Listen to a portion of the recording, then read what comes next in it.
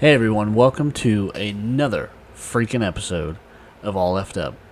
I hope you're doing okay, once again making it through another work week and just trying not to go insane from the daily crap that we deal with.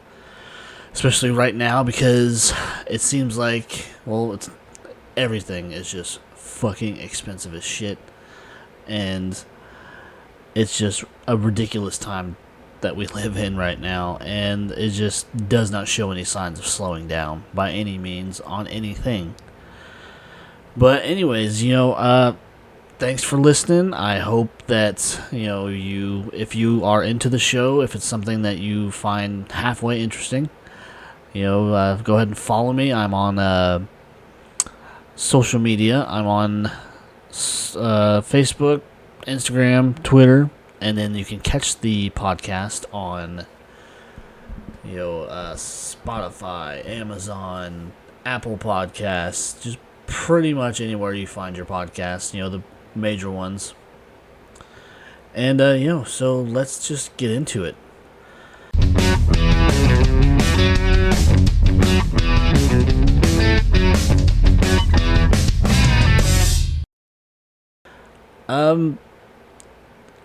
I don't know about you, but I know a lot of people do this, and it's something I deal with, it's something my wife deals with, it's something we sometimes argue about, but putting too much on yourself, it's something I especially did when I was younger, because I was still trying to figure out things in the world, still trying to find my place and all that shit. And it was just a constant struggle back and forth of, trying to keep people happy and trying to make people like me and, just trying to understand where I fit in. And, a lot of doing that was just came down to sacrificing my sanity and, sacrificing who I am as a person. And it was just stupid now that I look back at it. I did all these nice things for people. I went out of my way. I just, it starts with that. And then as I got older, there are some good sides to it and bad sides. I just felt obligated to do these things, to, just be there for people that really didn't deserve it to begin with. And it was just, like I said, it was a back and forth thing, especially in my high school years where I kind of developed the hopeless romantic, sweet best friend guy complex. And I was just there. I would be friends with these girls, and I would be the one that they would come to when things weren't going their way with a boyfriend or just bullshit in general. So I was that guy. I was that guy that came to cry about the douche that they were dating at the time, because even though they, were dating this guy, and I told them beforehand a lot of the time, he seems like an asshole, but naturally, being a sweet best friend type, those words fell on deaf ears. And it was just my role, I guess, throughout my high school years, and it just progressed to just being that guy that had a really hard time saying no to, doing pretty much anything when people would ask me for favors, and obviously when you're a fucking 17, 19-year-old guy, if a girl asks you a favor, you're going to say yes. It's just, fucking unavoidable. And you're just programmed to say yes anytime a pretty girl asks you to do something for them. And obviously, yes, they took advantage of that, and I got led on a lot, and there was just a lot of byproduct or just consequences from letting myself being treated like that from these people.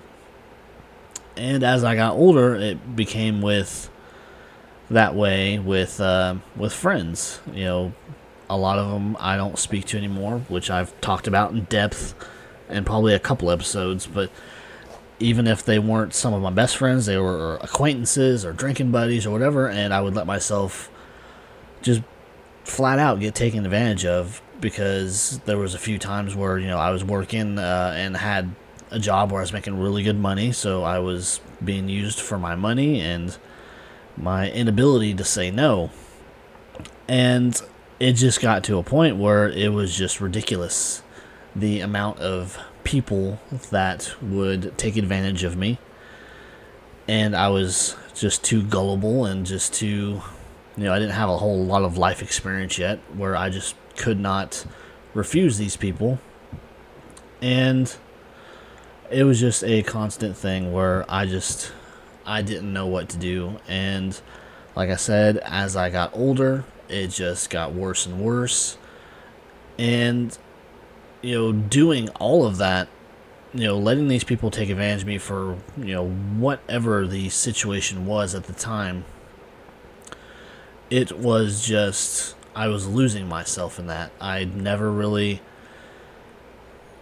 It was hard for me to figure out who I was, and the little bit of me that I was sure of, I was becoming unsure. These people really rocked my confidence, myself, and the few times that I did stand up for myself, I got accused of being hostile or being unreasonable or just whatever adjective they wanted to throw at me.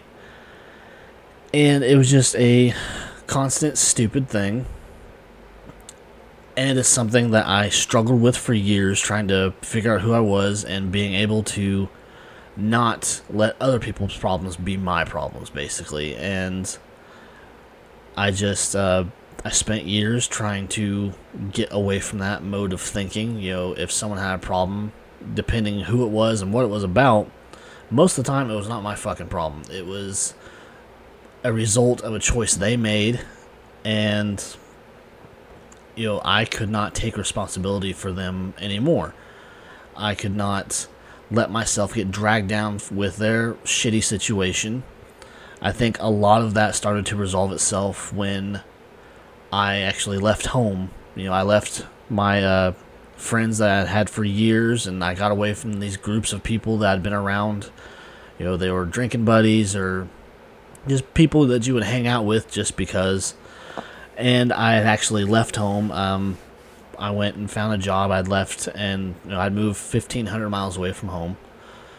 And it was getting away, being by myself. I had a couple people that I lived with that were friends from a previous job, because we had kind of followed these types of jobs for a little while. And they had different setups around the country. But I went out there, I got away from these people. And I think out there, as far as, getting away from those types of friends and everything, I really started to realize how much I was taken advantage of, especially because I was out there for 3.5 years and not a single one of them came out to see me. So that really kind of opened my eyes too. And not only that, when I first went out there, me and the wife had dated on and off for a few years. And during the first little bit I was out there, I was completely alone. We weren't really talking too much at the time, because we'd actually split up before I left. And then I, realized the error of that way, and we'd actually kind of started to rebuild our relationship. And we worked it out, and we started doing things long distance. And she'd actually come out to see me a couple times. Then after she graduated from college and she was done with all that, she actually came out to live with me for the last 1.5 years I was there. But we started to build our own little thing. And after that particular job was over, I came home. I'd been gone for, like I said, about 3.5 years. During that time that I was gone, those people, those groups of people, those groups of friends and everything, pretty much all ties had been severed for different reasons. I was choosing to move forward my life and choosing to pursue different things. And I think just on some levels they might have resented me for it, or they just didn't agree with it, or they just were being pulled in a different direction themselves. But I came home, and then the next battle of trying to get out of the habit of, taking too much on myself or just being too fucking nice, for lack of a better word. It came to not letting myself being taken advantage of by certain members of my family, which unfortunately it came to, I just couldn't have these people in my life, which it happens. Everyone has toxic family members, and you realize at a certain point that you're better off without them, and they might still have an issue. Well, I know they still have issues with me and the choices I've made and everything, but I'm not here to please anybody, and it's just one of those things. You have to make the choice for yourself to push forward and not be held back by their shitty decisions or the fact that they don't want to grow up. And this kind of continued on into my late 20s and 30s, where I didn't know what I wanted to do with myself. I was going from job to job, not really happy with what I'm doing. And here I am, almost 37, which just makes me kind of want to throw up a little bit. I'll be 37 here in a couple months, and I finally landed on the fact that I want to do this. I want to pursue this and just kind of see what comes of it. It's something that I enjoy. It's something that I kind of look forward to. It's just a matter of finding time to do it. And I just, for a lot of years, I let the fact that, a lot of people probably would have said it was stupid. A lot of people that I associated with, they probably would have said something like, "This is dumb. It's not realistic." Well, what really is realistic these days? You do something like this where you're halfway happy, or you do something that you hate for the rest of your fucking life, and that's just one of my biggest fears. And it's something I'm willing to work towards and see what happens. But kind of getting back to not feeling like you're being walked on, it also comes down to kind of what I mentioned earlier, being obligated. It's something that me and my wife kind of argue about from time to time.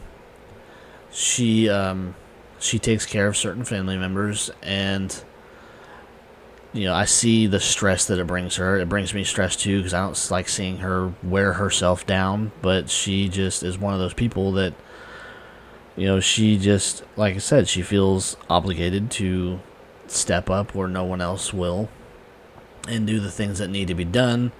Because as she says, if she doesn't, then it doesn't get done, which is probably true in a lot of aspects of both of our lives. Where in my case, I kind of mentioned this, I think, a few episodes ago, or maybe it was this last episode, I can't remember now. But I lost my dad 4 years ago now, which is ridiculous. And because I was kind of raised a little bit differently than my siblings, I helped him do chores, I helped him cut wood and mow the grass and do things around the house, and I would do things simply so he wouldn't have to. I didn't like to see him out there struggling and going out of his way to do shit, especially, right after I got out of high school. I didn't really have any direction yet, so I spent those years that I wasn't doing anything with myself kind of helping him do chores or just doing them so he wouldn't have to, and it just became an obligation for me. And like I said, there's some aspects where that is a good thing, where you're doing as you're taught, and you're doing that as respect for your parents and everything. And just I was taking all these skills that I was picking up from him and just applying them to life, because he he taught me a lot, and he was in some aspects where I didn't even realize it, he was probably my biggest fan, because he would always talk me up to other family members when I had gone off and went out west and was doing this job, or I was going back to school when I was 30 and pursuing things that a lot of people just won't, or they don't feel like it or whatever.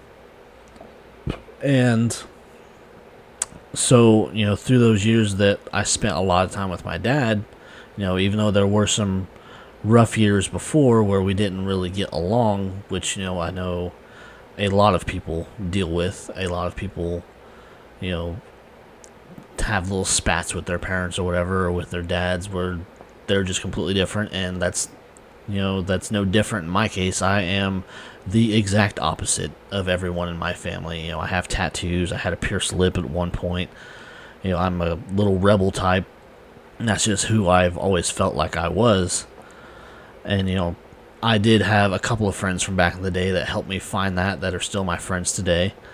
And they, made me see the other side of things, I guess, the other side of living life.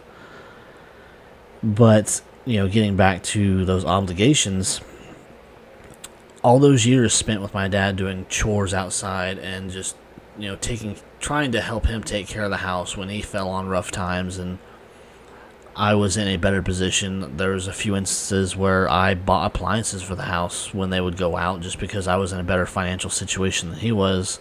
I mean, some of it was because of poor choices that he had made. And I'm kind of getting to it now to kind of, I guess, the whole point of that little ramble about my dad, where I am now paying for those poor choices that he made in a sense. But I also feel obligated to take care of it. And that's the family property, the family home that I grew up in, that's been in my family for, I want to say, 80 or 90 years at this point. We still own the property. And, I'm the one that goes over there to mow it and to make sure that bills are taken care of that are still attached to that property because, like I said, I feel like I'm supposed to, like I have to. And it is a stress that does get to me from time to time because on some levels, I'm pretty fucking sick of dealing with it. I'm sick of worrying about whether this bill's paid or worried about whether the lawn's taken care of or if we're getting some fucking, what I like to call, hate mail from the town because the lawn doesn't get mowed or, there's a fucking mess that they find to be a nuisance or whatever, which is stupid because it's a small town and there's a lot worse properties than mine. And it's just, it comes down to, I feel obligated to take care of that property because, I'm the only one that will, the only one that really can, for a few different reasons. And just like here recently, I was over there trying to mow, and I can only get over there maybe once every few weeks or so. And so it turns into a fucking field that I have to mow, but there's also the house. Well, there's two houses on the property. One was my grandpa's and one was the one that I grew up in. But both houses look like hell now because, like I said, the choices that my father made, even though he was a good man in all aspects, he did not make the best choices when it came to preventative maintenance or, just making sure the house that he was still living in up until the day he died was in some form of good shape. And he just, I don't know, at one point he got to where he just didn't care anymore. And so now I'm more or less paying the price for that. And, you think about it and, you think, why don't you just sell it? Well, there have been times where I have thought about getting rid of it. But it's just, like I said, it's that obligation, it's that duty to my family, I guess, in some ways, where, I just feel like I owe it to my dad to keep it going, even though, it doesn't make a difference now. And we have had offers for people to buy slices of the land, which I've turned down because, well, I don't want their fucking propaganda all over my properties. My dad would probably roll over in his grave, but it's just, like I said, it's a stress that I took on because I felt like I was supposed to. And anymore, I just not real sure what to do about it.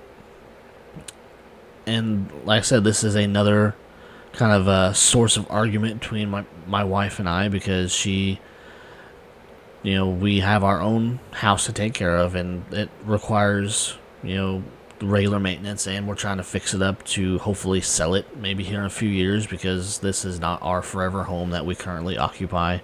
because it's just too small. And also, I've grown to hate living in town. I cannot stand the fucking neighbors, or just the fact that the road that we live on has turned into a fucking drag strip in some occasions, where you just see people hauling ass up the street like a moron, and there's never a cop around when you actually need them. But that's kind of beside the point. And anyways, I just wanted to get this out there. There's no shame, I guess, in, picking up slack for your family, or feeling like you're obligated to take care of family or family property or anything like that. It's just, you need to understand that you can't let it overwhelm you. You can't let it feel like it's 100% your obligation, especially if it's going to cause you stress and anxiety, and make you in a pissy mood, or just not fun to be around, because you're giving too much of yourself. You need to understand that you can't let it reach that point where it's okay to say no. It's okay to not take everything on. This is something I'm constantly telling my wife, but she doesn't listen to me. But that's an ongoing conversation for the most part. And just, like I said, it's okay to not want to weigh yourself down with this shit, because it's not going to make your life any simpler, and it's not going to make it better to go out of your way to do things for people, especially if they don't appreciate it, because like I said, you're losing yourself when you do that. You're losing who you are as a person, and it's not doing yourself any favors when you're doing shit for somebody else, or especially if it's going to make their life simpler for the price of your sanity. It's something that I picked up here in the last few years. I kind of talked about it before, where I had to make the choice to not let myself get stressed out by these things. Yes, there is some days where you just want to scream and pull your hair out and kick a fucking door down, but it also becomes your choice to kind of, if you can anyways, to shed your life of this kind of stuff, because it's not all up to you. It shouldn't be all up to you to take care of other fucking people, especially if they're capable of taking care of themselves, or or if they're gonna come ask you for a favor or whatever when it's convenient for them, and then you want something in return, and they're like, oh, we can't fucking do that because you're a fucking asshole. But anyways, I guess that will do it for today, guys. I kind of got into it there for a second. If you like the show, like I said, please follow me on Facebook, Twitter, Instagram. You can hit up the podcast on Spotify, Amazon, Google, Apple Podcasts, pretty much wherever you find your podcast that you're into. And if you like it and you want to continue to follow it, like I said, do all of that I just mentioned. Also, you can find me on YouTube now, and I'm kind of getting more into it. I'm hoping down the line I can do a little bit more video work, hoping that I can eventually actually get guests and kind of make this a little bit more interesting than just me rambling about random shit, or borderline bitching about random shit. But also, you can find me now on TikTok, which is something I never thought I would do, because who I am, but just to get the message out there and just kind of share little funny stories and everything. Find me on TikTok at all effed up. And I guess that will do it, guys. So I thank you for the listen, and just take care of yourselves.